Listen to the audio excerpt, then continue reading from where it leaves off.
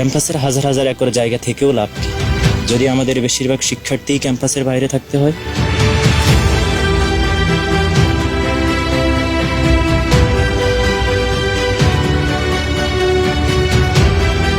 Shuttle train miss হওয়া বা পর্যাপ্ত না থাকার কারণে প্রতিদিনের এই দুর্ভোগ এখন আমাদের নিত্যদিনের সঙ্গে, যার জন্য হারিয়ে যাচ্ছে আমাদের জীবনের মূল্যবান সময়।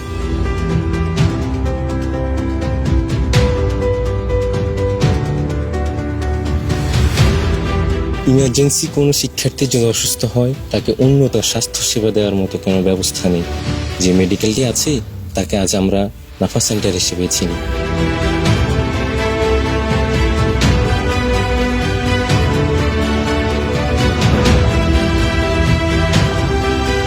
সকাল দুপুর আর শুধু সন্ধ্যায় নয়, অনেক সময় আমরা নিরাপত্তা সংকটে ভুগি।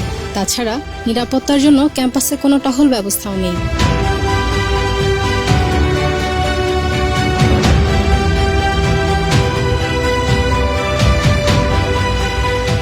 অস্বাস্থ্যকর পরিবেশ এবং নিম্নমানের খাবার খেয়ে ফুড পয়জনিংয়ে ভুগে মৃত্যুবরণ করেছে অনেকেই, অসুস্থ হয়েছে বহু শিক্ষার্থী।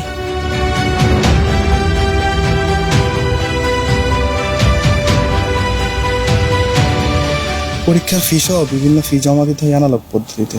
এ যুগে যদি অ্যানালগ ব্যাংকিং করতে হয় তাহলে এই প্রযুক্তির মূল্য কোথায়? অবকাঠামোগত উন্নয়ন, প্রশাসনিক জটিলতা, শিক্ষার্থীদের সকল সমস্যার সমাধানে।